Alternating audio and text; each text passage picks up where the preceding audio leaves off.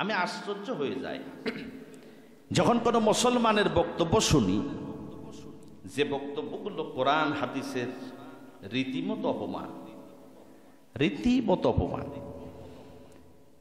একজন জ্ঞান পাপী সুবিধাভোগী এক রাজনীতিবিদের বক্তব্য শুনলাম।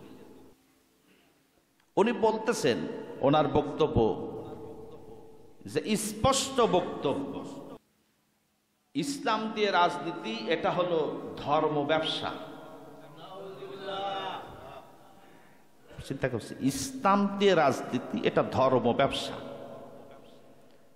এই ধর্ম ব্যবসায়ীরা ধার্মিক নয়।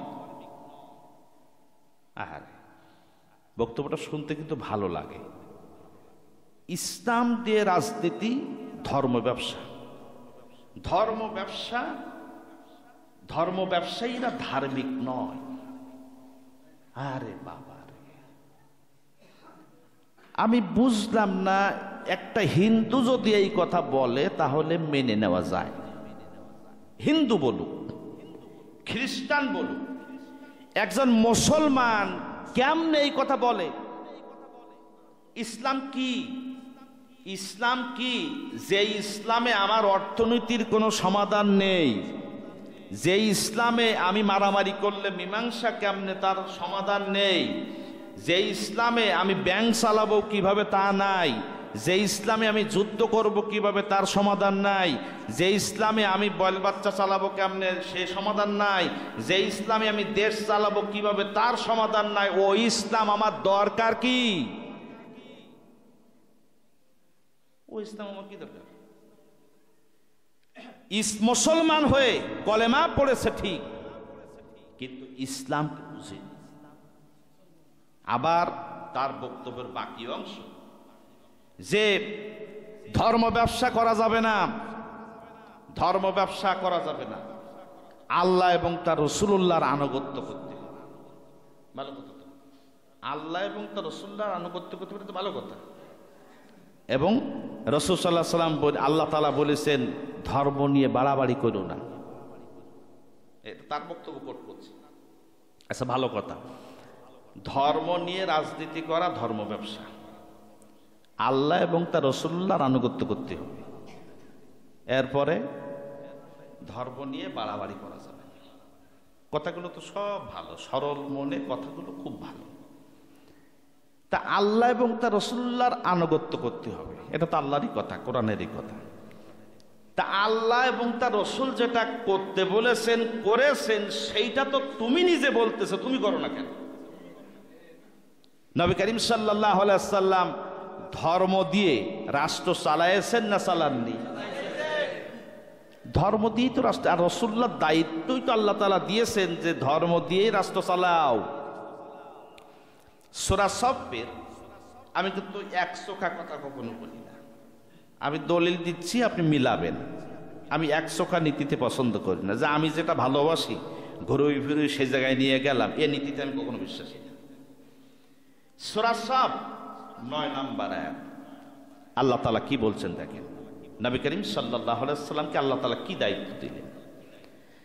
আল্লাহ তাআলা বলছেন, হুয়াল্লাযী আরসালা রাসূলাহু বিল হুদা ওয়া দীনিল হক লিইয়ুযহিরাহু আলাদ দীনি কুল্লিহি ওয়ালাউ কারিহাল মুশরিকুন।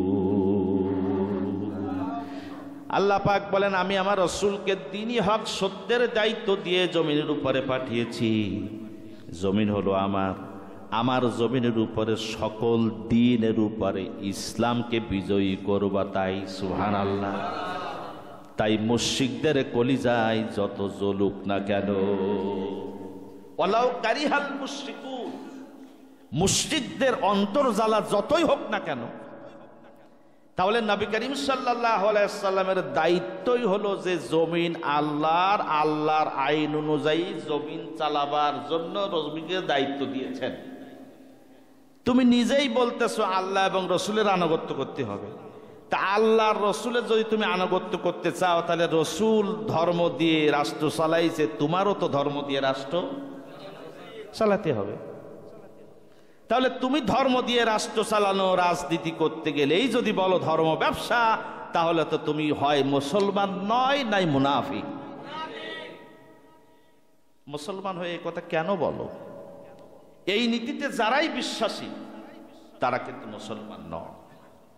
মুসলমানের আকীদাই হবে আমরা যখন একবার কলেমা পড়েছি লা ইলাহা ইল্লাল্লাহু মুহাম্মাদুর রাসূলুল্লাহ সাল্লাল্লাহু আলাইহি সাল্লাম। এই কলেমা পড়ার পরে দুনিয়ার সকল মতাদর্শবাদ দিতে হবে, কথা বলতে হবে ইসলাম দিয়ে, কাজ করতে হবে ইসলাম দিয়ে, ব্যবসা করতে হবে ইসলাম দিয়ে, জীবনের সকল ক্ষেত্রে স্ত্রীর সাথে চলতে হবে ব্যবসা ইসলাম দিয়ে, বন্ধুর সাথে চলতে হবে ইসলাম দিয়ে, পারিবারিক জীবন চালাতে হবে ইসলাম দিয়ে, রাষ্ট্র চালাতে হবে ইসলাম দিয়ে, রাজনীতিও করতে হবে ইসলাম দিয়ে। জীবনের সকল ক্ষেত্রে মুসলমান যে তার ইসলাম দিয়ে কাজ করতে হবে। এখানে কিসের রাজনীতি? আপনি রাজনীতি করলে, আপনি মুসলমান হলে আপনার রাজনীতিটা ইসলাম অনুযায়ী করতে হবে। আপনার দল পাল্টানোর দরকার নেই, আপনার দলটা ইসলাম অনুযায়ী চালান। আপনি তো মুসলমান, আপনার দলটা আপনি ইসলাম অনুযায়ী চালান। ক্লাব বাদ দেওয়ার দরকার নেই, আপনার ক্লাবটা ইসলাম অনুযায়ী চালান। সংঘ বাদ দেওয়ার দরকার নেই, আপনার সংঘটা ইসলাম অনুযায়ী চালান। সিনেমা হল বাদ দেওয়ার দরকার নেই, আপনার সিনেমা হলটা ইসলাম দিয়ে চালান। আপনি বলতে পারেন হুজুর সিনেমা দিয়ে হল আবার ইসলাম দিয়ে চালাবো। হ্যাঁ, সিনেমা হল ইসলাম দিয়ে চালানো যায়।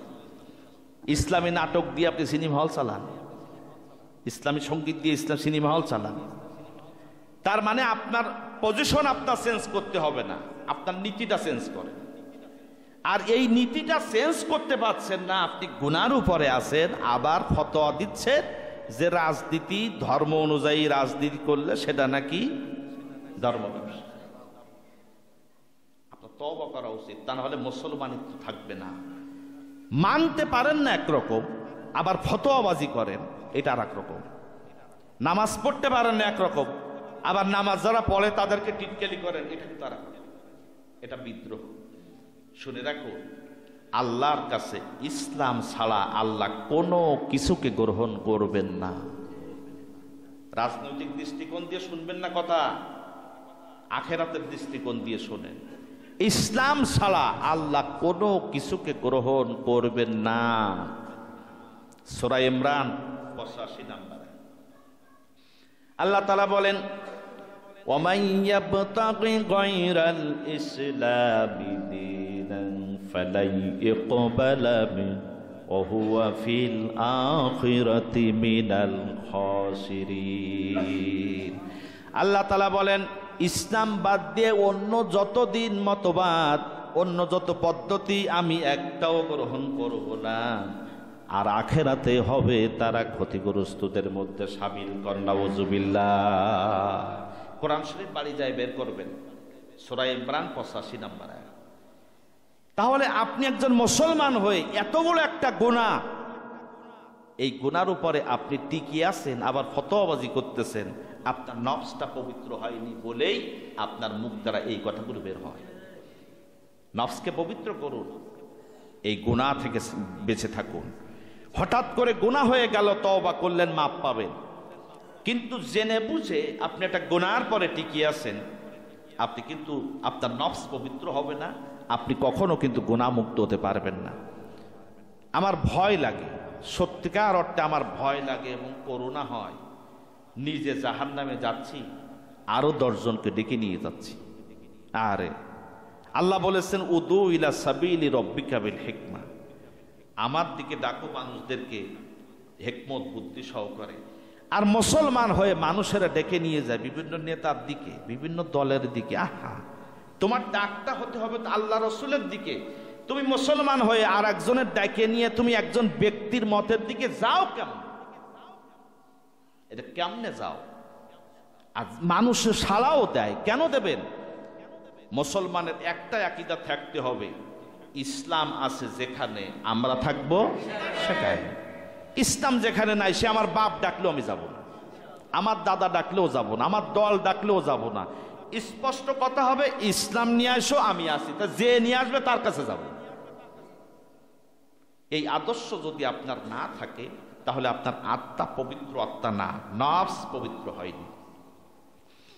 আমার বন্ধুগণ, মানুষের স্বভাবই হলো নামাজ, রোজা, হজ, যাকাত এগুলাই শুধু ইসলাম বলে, আর জীবনের বিস্তীর্ণ অঙ্গকে তারা ইসলাম অনুযায়ী সাজাতে চায় না। মূলত ভাবে এটাই কিন্তু ইসলামের মূল থিম না। ইসলামের মূল থিম হলো উদখুলু ফিস সিলমি কাফা, ইসলামের মধ্যে পরিপূর্ণভাবে ঢুকতে হবে। ইসলামের ভিতরে পরিপূর্ণ ঢুকলেই আপনার আত্মা পবিত্র হবে। এ কারণে আত্মাকে পবিত্র করার জন্য নবী করিম সাল্লাল্লাহু আলাইহি ওয়াসাল্লাম বলছেন, লা ইসমা, গুনাহ থাকবে না তোমার জীবনে, গুনার মধ্যে থাকতে পারবে না। যেটাই জানবা ইসলামে না, সেটা তোমার বাদ দিতে হবে। আমি আপনাদেরকে অনুরোধ করি, এদেশে যারা রাজনীতি করেন আপনাদেরকে বলি, পরামর্শ দিই, রাজনীতি বিরোধী, কিন্তু ইসলাম নিয়ে বিরোধিতা করবেন না। আবারও বলি, রাজনৈতিক বিরোধিতা একরকম, আপনারা এক দল আর এক দলের গালাগালি দেন, এক দল আর একজনের একদম সুলে লবণ দেন, স্টেজে ওঠেন, এটা আর এক রকম। কিন্তু ইসলাম টানবেন না। ইসলামের আপনার কোন বক্তব্য যদি ইসলামের বিরুদ্ধে যায়, মনে রাখবেন ইসলামের বিরোধিতা করে কেউ ক্ষমতায় টিকেও থাকতে পারে নাই, যাইতেও পারবে না, পারবেন না। হয়তো কারোর সমর্থন আদায় করার জন্য, কারোর আস্থাভাজন হওয়ার জন্য ইসলামের বিরুদ্ধে দাঁড় হচ্ছেন, মনে করতেছেন এই দেখো আমি ইসলাম অত মানি না, অত আশা করেন না। এদেশের মদখোরেরাও, এদেশে যারা মদ খায় তাদের সামনেও ইসলামের বিরোধিতা করলে তারা কিন্তু মানে না। এজন্য ইসলামের বাইরে যাবেন না। সব রাজনৈতিক দলের কাছে অনুরোধ করি, ইসলামকে ভালোবাসুন, ইসলাম দিয়ে চলুন, ইসলাম দিয়ে চালান। যত বেশি ইসলাম মানবেন তত বেশি জনগণ আপনাদেরকে ভালোবাসবে, আর যত ইসলামের বিরোধিতা করবেন তত মানুষ থেকে আপনারা দূরে চলে যাবেন। এখনো যদি না শেখেন, শেখার আর সময় মনে হয় থাকবে না। চোখের পারে দেখলেন, এখনো শিখলেন না, আর কবে শিখবেন? চকলেটের মতো না মোড়ালে মনে হয় শিখবেন না। এই জন্য চকলেটের মতো মোড়ানোর আগেই শেখেন। ইসলামকে ভালোবাসেন, ইসলামকে মহব্বত করেন, ইসলামের কথা বলেন, ইসলামের পথে ডাকেন, দেখবেন মানুষ ডেকে নিয়ে বুকের সাথে জড়ায় নেবে। সুবহানাল্লাহ। সুতরাং পাপ মুক্ত থাকতে গেলে জীবনের সকল ক্ষেত্রে মানতে হবে কি? সবাই বলেন, গায়ে পড়েছে নাকি? জীবনের সকল ক্ষেত্রে মানতে হবে কি? ইসলাম। তাহলে আপনি পাপ মুক্ত থাকবেন। এতক্ষণ শুনলেন মুহতারাম মাওলানা ইমাম হাসান নাসিরী হুজুরের তাফসীর। Mobile number 01712283097। হুজুরের সকল তাফসীরের অডিও ভিডিও সবার আগে পাওয়ার জন্য অন স্টার টিভি চ্যানেলটিকে সাবস্ক্রাইব করে আমাদের সাথেই থাকুন। জাযাকাল্লাহু খাইর।